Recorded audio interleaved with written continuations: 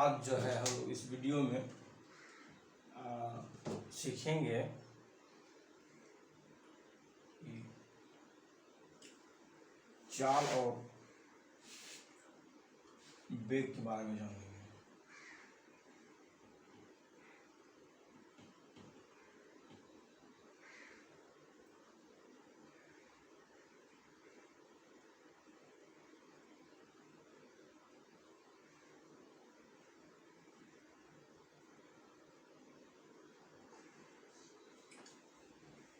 आज जो है हम लोग स्पीड वेलोसिटी, स्पीड को हिंदी में चाल कहते हैं, वेलोसिटी को हिंदी में वेग कहते हैं।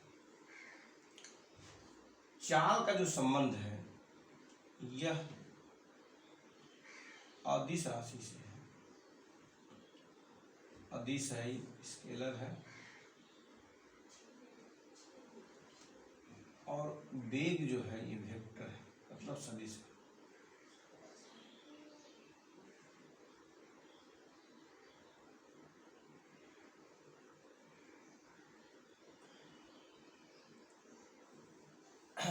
चाल जो है यह क्या है, अदिश राशि है, और वेग जो है यह सदिश राशि है। वैसे ही जैसे हम लोगों ने पढ़ा था कि जो विस्थापन है वह सदिश राशि है और दूरी जो है वह अदिश राशि है। तो चाल का जो है जो फॉर्मूला होता है, चाल बराबर होता है दूरी बटे समय। इसको इंग्लिश में हम लोग लिखते हैं speed is equal to distance by time. वैसे ही हम लोग वेलोसिटी बराबर लिखते हैं, वेग बराबर क्या लिखते हैं हम लोग, डिस्प्लेसमेंट बाय टाइम। तो वेग बराबर हम लोग लिखते हैं विस्थापन बटे समय।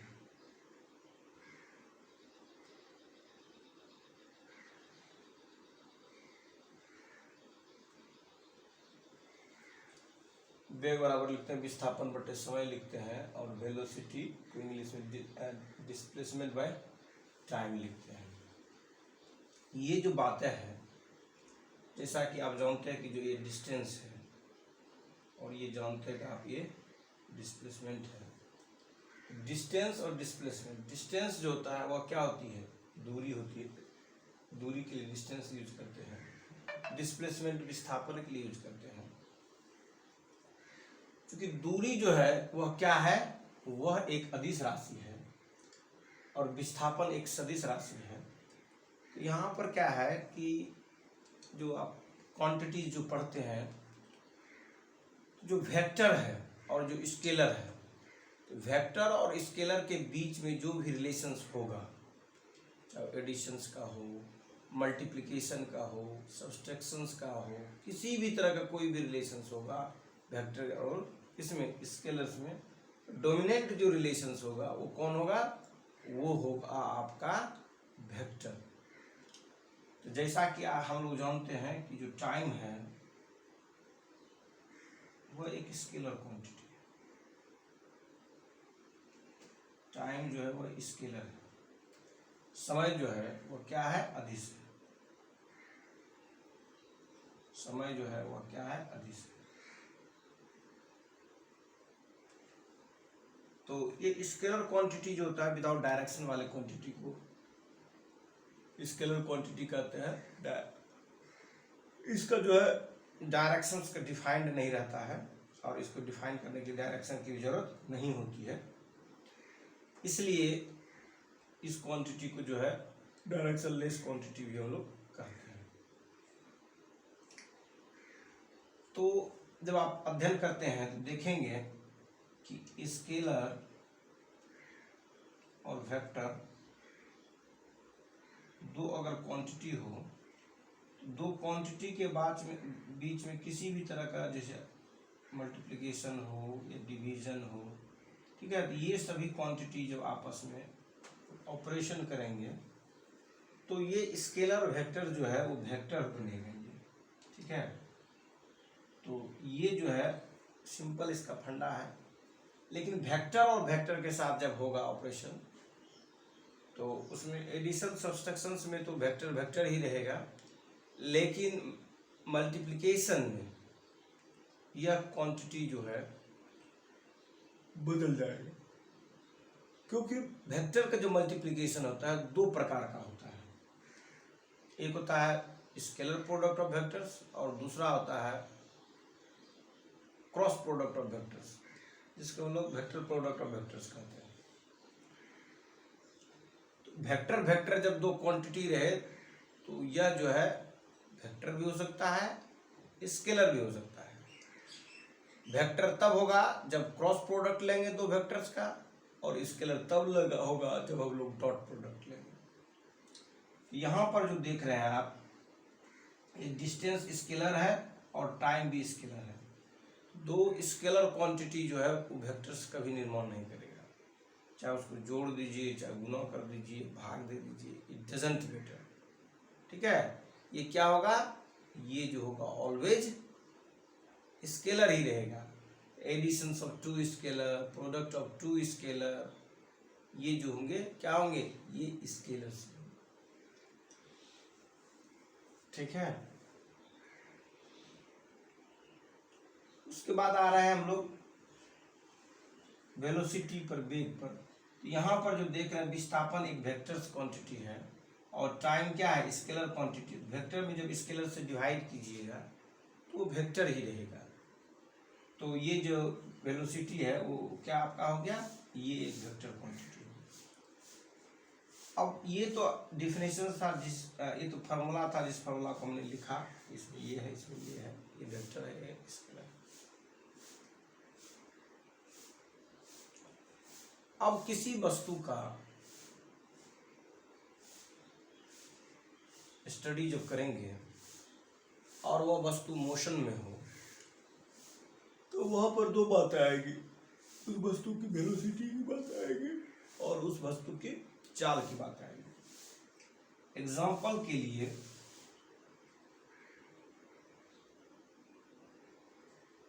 एक हमने हाफ सर्कुलर पाथ लिया है ए बी। अगर कोई ऑब्जेक्ट पी के माध्यम से इस तरह से घूम करके जाती है तो यह जो होगा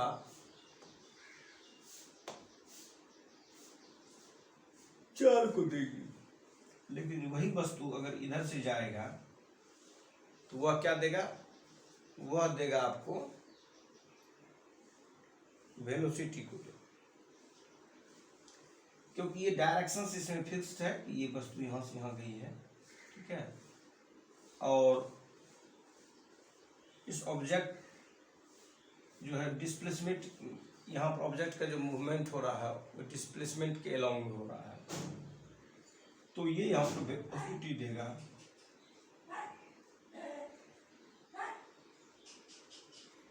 और इधर से जब जा रहा है ये डिस्टेंस की बात,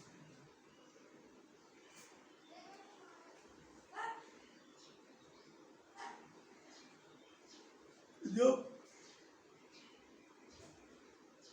एक्चुअल पाथ को डिस्क्राइब्स करते हैं और उस एक्चुअल पाथ के जो लेंथ होंगे और उसको डिस्क्राइब करने में जितनी समय लगा है उस समय के रेट को, उस मतलब उस डिस्क्राइब के रेट को हम लोग क्या कहेंगे, उस रेट को हम लोग विथ रिस्पेक्ट टू टाइम हम लोग क्या कहेंगे, उसको कहेंगे डिस्टेंस। तो actually distance is the rate of the distance is the rate of the descriptions of the body with respect to time in actual path। जो एक्चुअल पाथ को describes करेगा, जो एक्चुअल पाथ से गुजरेगा, उस गुजरने की दर को जो है हम लोग क्या कहेंगे, विस्थापन कहेंगे, चाल कहेंगे, और जो शॉर्टेस्ट पाथ को डिस्क्राइब करेगा किसी स्पेसिफाइड डायरेक्शंस में, तब उसको उस बॉडी का हम लोग वेलोसिटी कहेंगे या वेग कहेंगे। तो vector v is equal to होगा आपका वेक्टर d बाई टी, जहां वेक्टर d जो है वह क्या है, डिस्प्लेसमेंट है, और t क्या है, टाइम, और स्पीड जो है इज इक्वल टू आपका हो जाएगा डिस्टेंस बाई टाइम। इसको शॉर्ट में हम लोग लिख सकते हैं s is equal to X by T, where x is the distance, t is the time और s द स्पीड। ये जो है आपका स्पीड के हम लोग यूज कर सकते हैं, और वेलोसिटी के लिए हम लोग जनरली जो वेक्टर यूज किया जाता है, जैसे मान लीजिए ये v है, ये वेक्टर के रूप में लिखने का मतलब आप v को थोड़ा मोटा कर दिए, तो मैं दोबारा बोल्ड कर दीजिए, ये हो गया वेक्टर। लेकिन ये बार बार करना मुश्किल काम है, इसे मैथमेटिकली जो इसको डेवलपमेंट किया गया है, इस सिंबल दे दिया है इसके ऊपर में एक एरो का, that indicates that quantity is a vector quantity.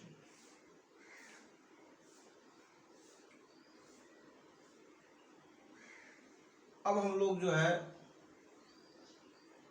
इसके डायमेंशन पर बातें कर लेते हैं।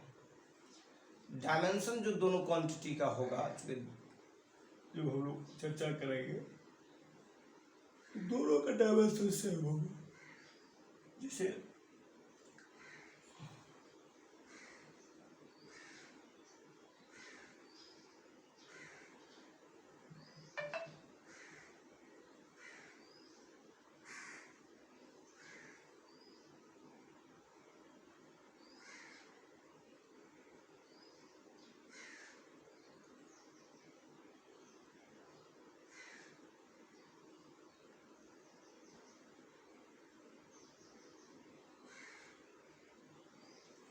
डायमेंशन को हम लोग बीमों कहते हैं।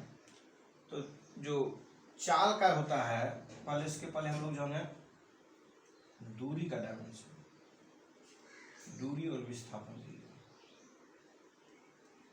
इसके लिए हम लोग डायमेंशन फॉर्मूला L यूज करेंगे, इसके लिए भी L यूज करेंगे। इसमें हम लोग इसको इस तरह से भी हम लोग लिख सकते हैं m0 L0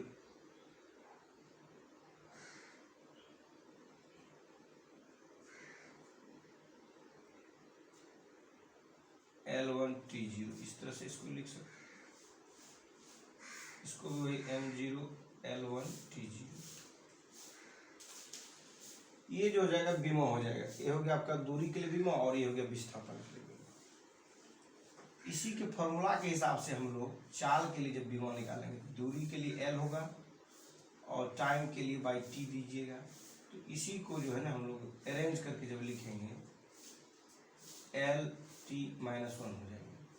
यहाँ m आपको दिख नहीं रहा है क्या है क्वांटिटी, इस पर 0 दे देंगे, m0 L(t-1), ये हो जाएगा आपके लिए चाल का डायमेंशन। वैसे ही विस्थापन के लिए क्या होगा, आपको L हो जाएगा, टाइम के लिए T हो जाएगा। तो इसी को रीअरेंज करके जब लिखिएगा L(t-1) होता है, और टोटल में जब दीजिएगा m0 L1 T1 हो जाएगा आपका T-1। ये जो हो जाएगा आपका डायमेंशन हो जाएगा किसका, ये हो जाएगा आपका वेलोसिटी का डायमेंशन।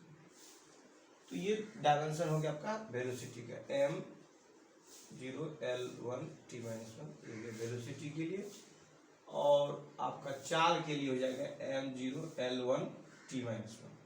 इसको L1 भी लिख सकते हैं।